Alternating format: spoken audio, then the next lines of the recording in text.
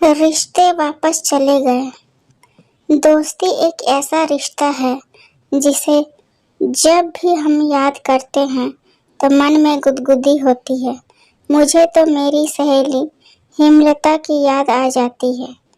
आज से 40 साल पहले की बात है।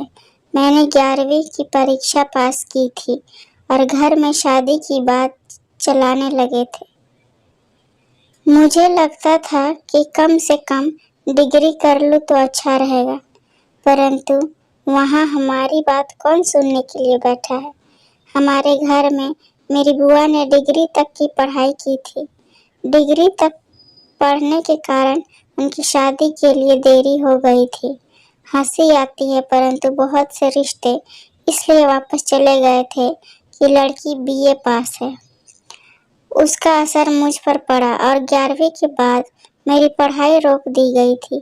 माँ ने कहा कि लड़की जात को कल को काम आएगा, इसलिए सिलाई कढ़ाई सिखा देते हैं। सबने उनकी बात मानकर मुझे सिलाई क्लास में दाखिला दिला दिया था। मैं रोज सिलाई सीखने जाने लगी। वहीं पर मेरी मुलाकात हेमलता से हुई। वह मॉर्निंग कॉलेज में एमए पढ़ रही थी। दोपहर को कढ़ाई सीखने आती थी। माँ नहीं थी, पिताजी इरिगेशन डिपार्टमेंट में इंजीनियर थे। अकेली लड़की थी। हम दोनों की दोस्ती बढ़ती गई। हम एक दूसरे के घर आने जाने लगे।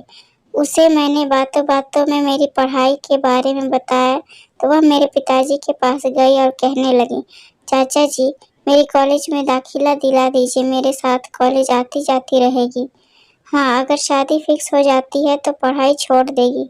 हेमलता की बात से मेरे घर में सब सहमत हो गए और मुझे कॉलेज में दाखिला दिला दिया। ईश्वर की कृपा समझिए या मेरी किस्मत समझिए, मेरी डिग्री खत्म हुई और मेरी शादी फिक्स हुई। आज भी मैं उसे याद करती हूँ कि उसके कारण मेरी इच्छा पूर्ण हुई थी। हम दोनों शादी के बाद अलग अलग शहरों में बस गए थे। 4 साल पहले जब मैं विशाखापट्टनम जा रही थी तो उससे मेरी मुलाकात स्टेशन पर हुई थी। हम दोनों ट्रेन में रात भर नहीं सोए थे। एक दूसरे का फ़ोन नंबर और पता लेकर विदा हुए और आज हम 65 से ऊपर हो गए हैं, लेकिन फ़ोन पर कम से कम बात हो जाती है। इतनी सी थी आज की कहानी। अगर पसंद आए तो लाइक, कमेंट और शेयर करें। चैनल पर नए हैं तो चैनल को सब्सक्राइब करें। इस कहानी को सुनने के लिए बहुत बहुत धन्यवाद।